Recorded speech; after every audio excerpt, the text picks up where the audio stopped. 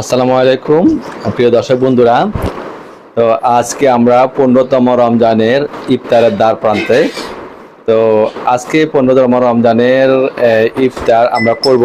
ইফতার সামনে রেখে আমি আপনাদের কাছ থেকে দেখাবো যে ইফতারগুলো আজকে কি কি আইটেম আছে। তো আলহামদুলিল্লাহ, মহান আল্লাহ আমাদের 15টা রোজা সুন্দরভাবে রাখার তৌফিক দান করেছেন এবং সামনের রমজানগুলো যেন আমাদের সুন্দরভাবে পালন করার তৌফিক দান করে দেন। আলহামদুলিল্লাহ, সবাই বলুন আমিন। তো চলুন 15তম রমজানে ইফতারে কি কি আইটেম থাকছে আমি আপনাদের দেখিয়ে দিই।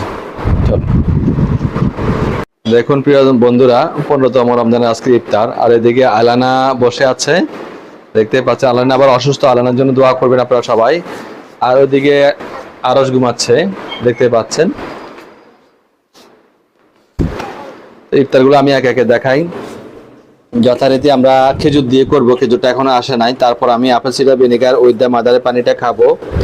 এরপর আমি ডিম ভাজা খাবো, এটা পেঁয়াজ মরিচ দিয়ে ডিম ভাজা করা হয়েছে, ডিম ভাজাটা খাবো। এরপরে যে টক দইয়ের শরবত খাবো, আমার আর আম্মুর জন্য এটা টক দইয়ের শরবত, আর আপনাদের আপুদের জন্য ট্যাংয়ের শরবত করা হয়েছে। আর এরপরে এখানে আপনাদের আপুদের জন্য কি জানি টোস্ট করা হয়েছে, পেঁয়াজু করা হয়েছে। এই যে টোস্ট করা হয়েছে, পেঁয়াজু করা হয়েছে। এদিকে দই চিরা করা হয়েছে, দেখতে পাচ্ছেন। আর আম্মুর জন্য একটা ডিম ভাজা হয়েছে। এই যে আজকে সিম্পল ইফতার, কারণ আজকে কয়েকদিন যাবতই খুব ভরপুর ইফতার করছি আমরা। তো সিম্পল ইফতার করাটা আমি মনে করি কিছুদিন সিম্পল ইফতার করাটা শ্রেয়। তো আলাদা তুমি কি করছো মা? কি করছো? জুস নাড়াচাড়া করতেছ? আবার ঢাকনা লাগিয়ে দিচ্ছ? তো প্রিয় বন্ধুরা, আমরা এখন দোয়ায় চলে যাব, দোয়া করব, তারপর আমরা ইফতারটা করে নিব।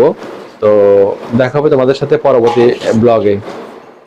ঠিক আছে, ভালো থেকো সবাই। তো প্রিয় দর্শক বন্ধুরা, আমরা মাগরিবের নামাজ পড়ে এসেছি, ইফতার করে মাগরিবের নামাজ পড়ে এসেছি। এখন আমরা ডিনারটা করব। তো ডিনারে আজকে কি কি থাকছে চলো তোমাদের সাথে শেয়ার করছি। কেননা আমাদের লাইফ স্টাইলে আমি সবসময় বলে থাকি ডিনারটা খুব দ্রুত করতে হয়। ইফতারেও তেমন কিন্তু বেশি কিছু খাওয়া হয়নি, শুধু দুটো ডিম ভাজা হয়েছিল, সেটা খেয়েছি। আর খেয়েছি টক দইয়ের শরবত, আর apple cider vinegar with the mother, আর একটা খেজুর খেয়েছি। তো সালাদ খেয়েছি, এইটুকু খেয়েছি। তো এখন নামাজ পড়ে এসেছি, আর ডিনারটা আমরা তাড়াতাড়ি করে ফেলতে হবে, কেননা আমাদের লাইফ স্টাইলে খুব দ্রুত করতে হয়। চলো দেখা যাক ডিনার আইটেমে আজকে কি কি থাকছে। চলো দেখো বন্ধুরা, এখানে আজকে সবজি হিসাবে করা হয়েছে শাক বলতে পারো, এটা হচ্ছে থানকুনি পাতা। তো থানকুনি পাতাটা রান্না করা হয়েছে মুগ ডাল দিয়ে। এটা কিন্তু ঔষধি সবজি স্বাদ, এটা কিন্তু শরীরের জন্য খুবই উপকারী, খুবই উপকারী। এর উপকারের কথা বলে কিন্তু শেষ করা যাবে না। তো এই থানকুনি পাতা আমাদেরও ভীষণ পছন্দ, যেহেতু একটু বেশি পরিমাণে আজকে নিয়ে এসেছি, তো সেহেতু রান্না করা হয়েছে। তা এটাকে ভর্তা করা যায়, এটা দিয়ে আবার সালাদের মতো পেঁয়াজ মরিচ দিয়ে কষিয়ে খাওয়া যায় কাঁচা। এটা খুবই উপকারী একটা জিনিস, যদি পাও তোমরা খেয়ে নিও থানকুনি পাতা। আর এদিকে রয়েছে চিচিঙ্গা ভাজি, দেখতে পাচ্ছ, এটা কালকে রয়ে গেছে তো সেটা। আর এদিকে করেছে রুই মাছ দিয়ে পটল দিয়ে ঝোল, মাখো মাখো ঝোল কিন্তু। তো আমি তো আর আলু খেতে পারবো না, সেই জন্য পটল দিয়ে রান্না করা হয়েছে। তো রুই মাছ দিয়ে পটল দিয়ে রান্না করা হয়েছে। 1 পিস রুই মাছ নিয়েছি, আর 3-4 পিস পটল করা হয়েছে, দেওয়া হয়েছে। আর এদিকে ঘিয়ে ভাজা বাদামটা রয়েছে। তো ঘিয়ে ভাজা বাদামটা আমরা সবজিগুলো খাওয়ার পরে খেয়ে নিব। তো এটা হচ্ছে আজকে আমার ডিনার আইটেম। তো ডায়েটের ডিনার আইটেমগুলো রমজানে কেমন লাগছে তোমাদের অবশ্যই সবাই কমেন্টস করে জানাবে। যারা ফেসবুক থেকে দেখছো তারা আমার পেজটিকে ফলো দিয়ে আমার পেজের পাশে থাকবে, প্রোফাইল বা পেজ যাইটাই হোক।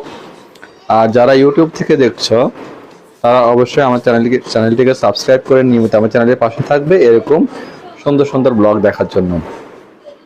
তো আজকের ব্লগটি এখানে শেষ করছি, এই যে ডিনার ব্লগটি।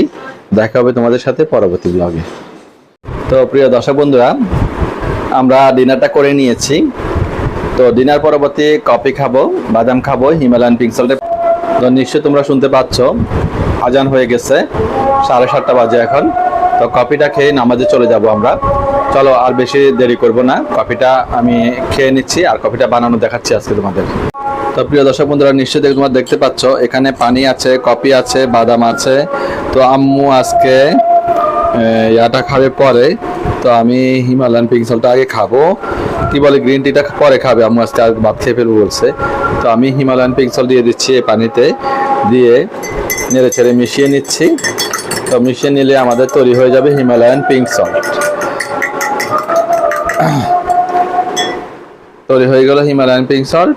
এখন আমরা কফিটা তৈরি করব। তো এখানে তোমাদের আপু ঘি দিয়েছে, কোল্ড প্রেস কোকোনাট অয়েল দিয়েছে 1 চা চামচ, ঘি 1 চামচ দিয়েছে, 1 চা চামচ কফি দিয়েছে। তো এখানে শুধুমাত্র গরম পানিটা ঢেলে নিলে হবে। তো আমি গরম পানিটা ঢেলে নিচ্ছি, নিশ্চয় তোমরা দেখতে পাচ্ছ। তো গরম পানিটা ঢেলে নেড়ে চেড়ে মিশিয়ে নিয়ে দিলে আমাদের বুলেট প্রুফ কফিটা তৈরি হয়ে যাবে। তো আমি নেড়ে চেড়ে মিশিয়ে নিচ্ছি।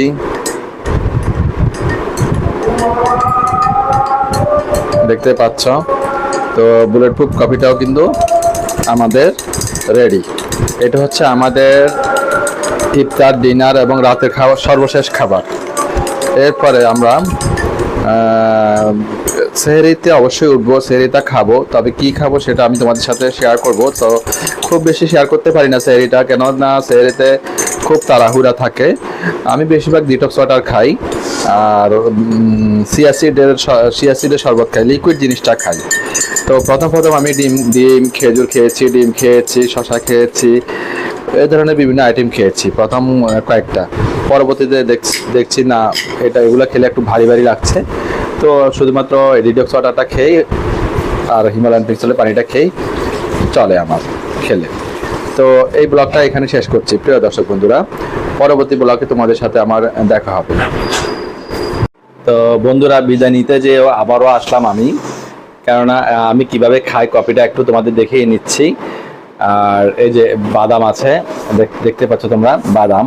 প্রথমে বাদামটা একটু মুখে দিয়ে একটু চিবিয়ে নিই, চিবিয়ে নেওয়ার পরে একটু কফি নিই।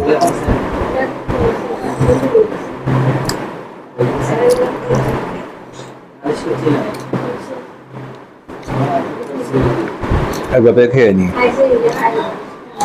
তো আমি খেয়ে নিচ্ছি আর ব্লগটা এখানে শেষ করে দিচ্ছি।